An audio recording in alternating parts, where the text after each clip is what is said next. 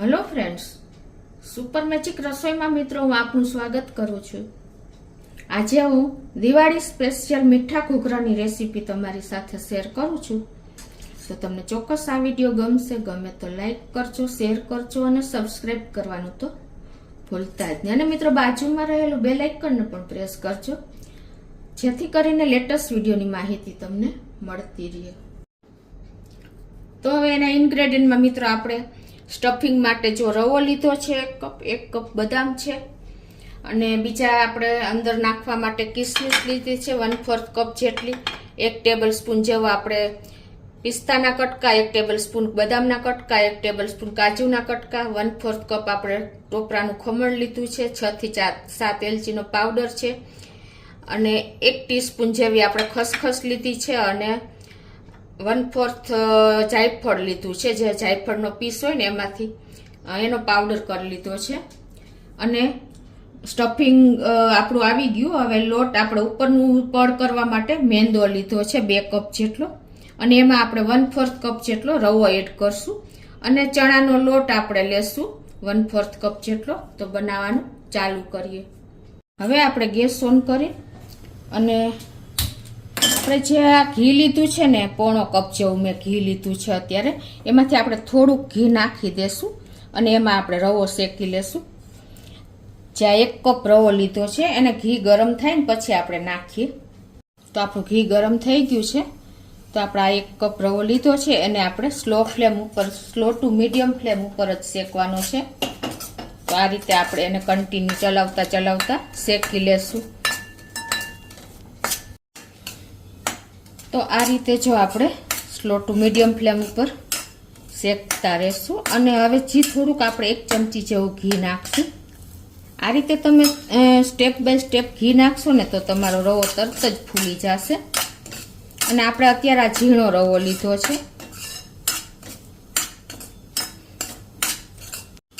હજી આપણે થોડુંક ઘી નાખી દેશું 1 ટેબલ સ્પૂન જેવું।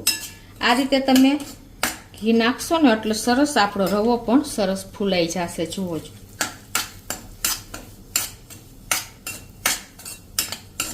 જો મિત્રો એકદમ કણી રવો થઈ ગયો છે અને ફૂલાઈ પણ જશે હમણાં। તો આ રીતે જો આપણે ગોલ્ડન બ્રાઉન કલરનો રવો થઈ ગયો છે। તો હવે જો આપણો રવો પણ શેકાઈ ગયો છે, અને હવે આમાં આપણે જે આ કાજુ બદામ અને કિસમિસ બધું લીધું છે ને એ નાખી દેશું, એટલે સરસ એમાં પણ રોસ્ટ થઈ જાય। એલચી પાવડર, જાયફળ, બધી ક્વોન્ટિટી મેં તમને બતાવી દીધી છે।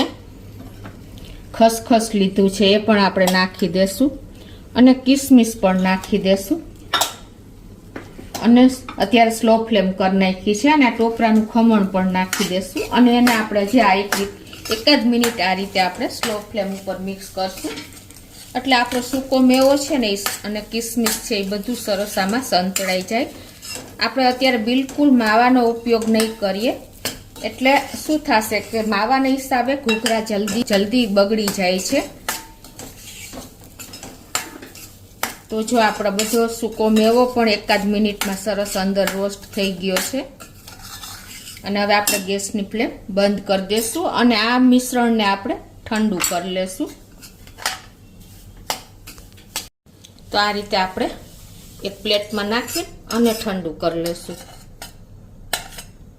હવે આપણે જે ઘી બચ્યું છે ને એ પણ આપણે પાછું પેનમાં નાખી દેશું, અને એમાં આપણે જે આ બેસન લીધું છે એટલે કે ચણાનો લોટ છે ને એને આપણે આ 1/4 કપ જેટલો છે એટલે એને આપણે શેકી લેશું।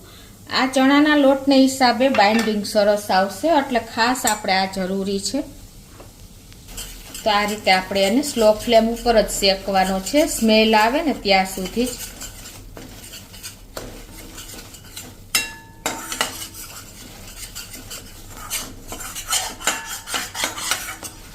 આ રીતે જો એકદમ સરસ બબલ્સ આવી ગયા છે, અને આપણો લોટ પણ ફૂલી ગયો છે। તો આ રીતે જો આપણે લાઇટ બ્રાઉન જેવો થઈ ગયો છે, તો ગેસ બંધ કરી દેશું, અને આપણો લોટ સરસ સ્મેલ આવી, અત્યારે કિચનમાં સરસ સ્મેલ આવે છે। તો એને આપણે હવે આ રીતે આમાં રવા ભેગો જ નાખી દેશું અને એને આપણે જો આ રીતે રવામાં મિક્સ કરી લેશું. આને હિસાબે સરસ આપણા સ્ટફિંગમાં એકદમ બાઇન્ડિંગ આવી જશે. તમે આટલું કરો ને તો પણ ચાલે, પણ જે આપણે એક સિક્રેટ ઇન્ગ્રેડિયન્ટ નાખશું એના હિસાબે આપણા ઘૂઘરા એકદમ હેલ્ધી બનશે મિત્રો, અને બાળકોથી વડીલો બધાને પોષણ મળી રહેશે.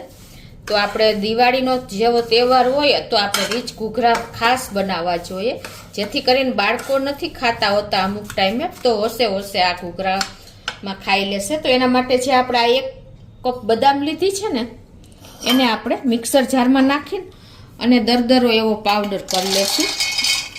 અને આપણે ઓન ઓફ કરીને પલ્સ મોડ ઉપર જ ફેરવી લેશું, કેમ કે નહીતર એમાંથી તેલ છૂટું પડશે. આ રીતે જો આપણે બદામનો પાવડર કરી લીધો છે ક્રન્ચી એવો, તો એને આપણે આમાં નાખી દેશું.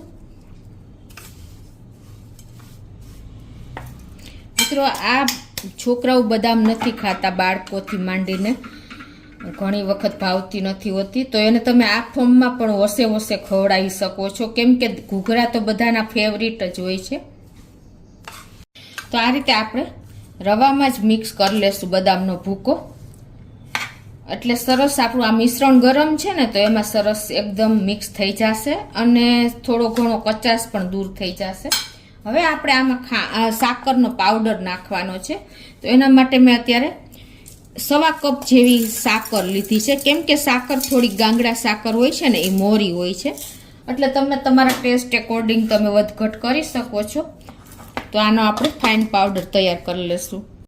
તો જો આ રીતે આપણે સાકરને દળી લીધી છે, તો એને હવે સાઈડ ઉપર રાખી દેશું. પછી આ મિશ્રણ ઠંડુ થાય ને પછી જ આપણે એમાં એડ કરવાનું છે. તો ઠંડુ થાય છે ત્યાં આપણે લોટ બાંધી લઈએ ઉપરના પડ માટેનો. તો અત્યારે આ 2 કપ આપણે મેંદો લીધો છે, તો એમાં 1/4 કપ આપણે રવો નાખી દેશું, એટલે ઉપરનું પડ એકદમ ક્રન્ચી થશે. આ રવાને હિસાબે એકદમ સરસ ઉપરનું પડ તૈયાર થશે. અને હવે આને આપણે મિક્સ કરી લેશું. અને હવે એમાં આપણે 5 ટેબલ સ્પૂન જેવું ઘીનું મોણ દેશું. તમે તેલ ઘી બંનેનું દઈ શકો છો, પણ અત્યારે હું ઘીનું દઉં છું. ઘીને હિસાબે એનું પડ પણ એકદમ ક્રિસ્પી બનશે. તો આ રીતે જો આપણે મોણ દેવાનું છે, ટૂંકમાં આપણે આ રીતે મુઠ્ઠી પડતું મોણ આવે ને એવું આપણે મોણ દેવાનું છે, તો જ આપણું પડ ઉપરનું સરસ થશે. હવે આપણે એનો બહુ હાર્ડ નહીં અને બહુ સોફ્ટ નહીં, એવો સેમી સોફ્ટ આપણે લોટ તૈયાર કરી લેશું પાણી નાખીને. તો જો આ રીતે આપણે સેમી સોફ્ટ લોટ તૈયાર કરી લીધો છે. જો કઠણ લોટ હશે ને તો તમારા ઘૂઘરા ફાટી જશે, એટલે આપણે બહુ કઠણ નથી રાખવાનો, પણ આવો આપણે રોટલીથી થોડોક કઠણ અને ભાખરીથી થોડોક લૂજ એવો લોટ બાંધવાનો છે. હવે આને આપણે તેલવાળો હાથ આ રીતે કરી અને આપણે એને મસરી લેશું. અને હવે આપણે આને ઢાંકીને આ રીતે ઉપરની સપાટીને આપણે તેલ લગાવી દેશું અને ઢાંકીને 10 થી 15 મિનિટ આપણે આને રેસ્ટ આપી દેશું. તો આપણે જો આ રવાનું મિશ્રણ પણ ઠંડુ થઈ ગયું છે, તો એને આપણે એક બોલમાં લઈ લેશું.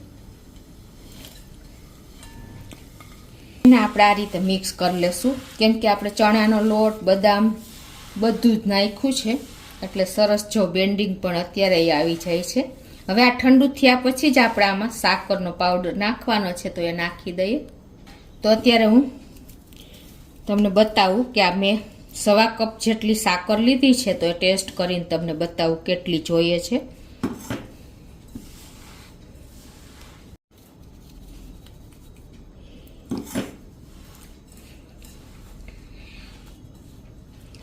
તો આ રીતે જો આપણે સાકરને મિક્સ કરી લીધી છે. અને મિત્રો કેમ કે બદામના ભૂકામાં બહુ સાકર ન સમાય, એટલે 1/4 કપ જેવી જ આપણે સાકર જોઈએ છે. તમારા ટેસ્ટ એકોર્ડિંગ તમે વધઘટ કરી શકો છો. તો આ રીતે જો આપણું બાઇન્ડિંગ પણ સરસ આવી ગયું છે. આવું બાઇન્ડિંગ આવે ને એવું આપણે તૈયાર કરવાનું છે. તો આપણો અંદરનું સ્ટફિંગ એકદમ ઘૂઘરા માટેનું રેડી છે. તો આ બાજુ જો આપણે લોટને પણ રેસ્ટ લઈ લીધો છે, 15 મિનિટ થઈ ગઈ છે. તો એને આપણે સરસ તૈયાર કરી લેશું આ રીતે મસળીને. તો હવે આમાંથી આપણે 3 મોટા રોટલાના લુવા કરી લેશું આ રીતે. અને પછી આપણે એને વણી લેશું મોટી રોટલીમાં. આજે હું તમને એક ટ્રીક સાથે જ ઘૂઘરા વારવા માટેનું બતાવું છું.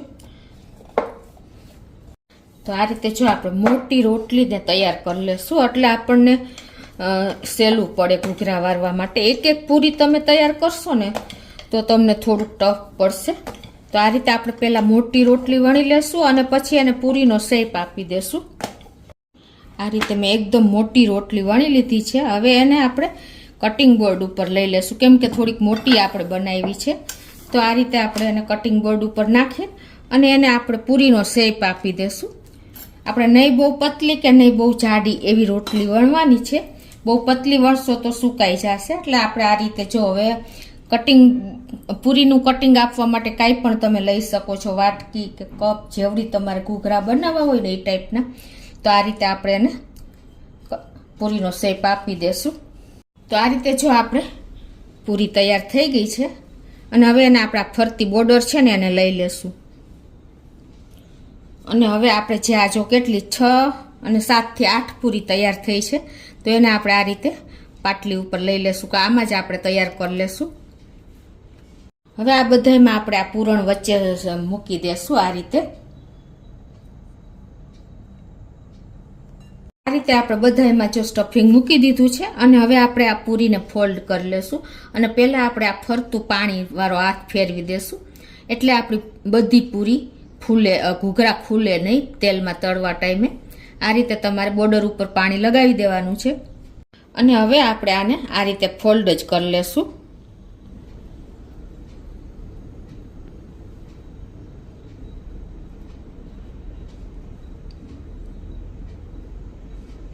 તમારી પૂરી પ્રમાણે તમારે પૂરણ ભરવાનું છે.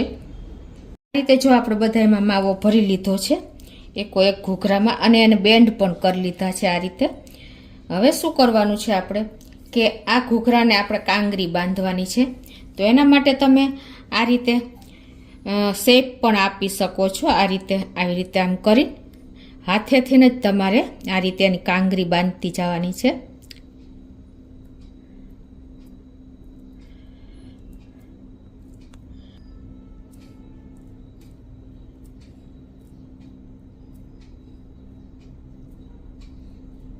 જો મિત્રો આ રીતે પણ તમે બાંધી શકો છો અને તમને કાંગરી બાંધતા ન ફાવે ને તો તમે બીજી રીત તમને બતાવું.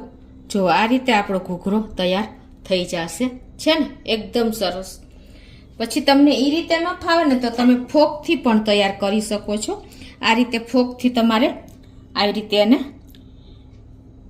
લગાવી દેવાના છે એટલે એકદમ સરસ તમારી કાંગરી તૈયાર થઈ જશે. આ ઈઝી પડશે. આ રીતે પણ તમે ફોકથી જો તૈયાર કરી શકો છો. એટલે આ રીતે તમે બધા ઘૂઘરાની કાંગરી પણ બાંધી શકો છો અને તમે તૈયાર પણ કરી શકો છો. સેજ તમને એવું લાગે ને સુકાઈ ગયું છે તો ભીનો હાથ કરી લેવાનો આવી રીતે કાંગરી બાંધવામાં પણ. એટલે સરસ તમારી ડિઝાઇન પડશે. જો તમને ખ્યાલ આવી જ જતો હશે. એકદમ પતલી આપણે કાંગરી તૈયાર કરવાની છે અને પાણીવાળો હાથ લગાવવાનો છે. તો આ રીતે આપણે બધા ઘૂઘરાને વાળી લેશું.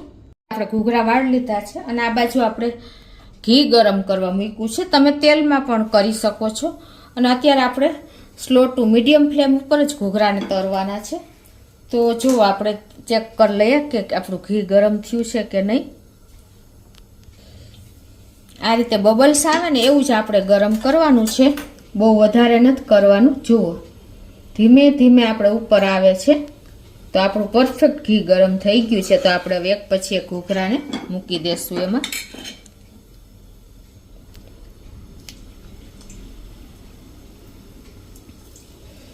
ગેસની ફ્લેમ સ્લો ટુ મીડિયમ જ આપણે રાખી છે.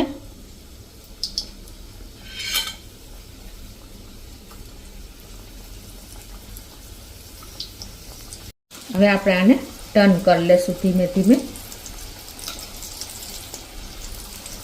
અને ગોલ્ડન બ્રાઉન ના થાય ને ત્યાં સુધી આપણે આને તળવાના છે.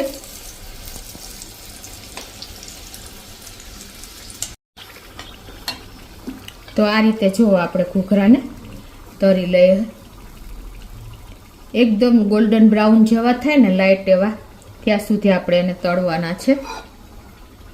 જુઓ મિત્રો છે ને તો આ રીતે આપણે બધા ઘૂઘરાને તૈયાર કરી લેશું. તો મિત્રો જો આપણે ઘૂઘરા તળીને અને બનાવીને રેડી કરી લીધા છે. એકદમ ક્રિસ્પી અને એકદમ આપણે જો લુકમાં પણ એટલા જ સરસ આપણા ઘૂઘરા તૈયાર થયા છે. તો તમને એક ઘૂઘરો ખોલીને પણ બતાવી દઉં. તો જુઓ મિત્રો, એકદમ આપણા ઘૂઘરા જુઓ ફૂલ ભરેલા અને એટલા ટેસ્ટી અને ક્રિસ્પી થયા છે કે તમે ચોક્કસ એક વખત આ રીતે દિવાળીએ ટ્રાય કરજો મિત્રો. અને મને કોમેન્ટ બોક્સમાં જણાવજો કે તમને આ હેલ્ધી આપણા એકદમ ટ્રીક સાથે બનાવેલા મીઠા ઘૂઘરાની રેસીપી કેવી લાગી. તમને ગમે તો લાઈક કરજો, શેર કરજો અને સબસ્ક્રાઈબ કરવાનું તો ભૂલતા જ નહીં.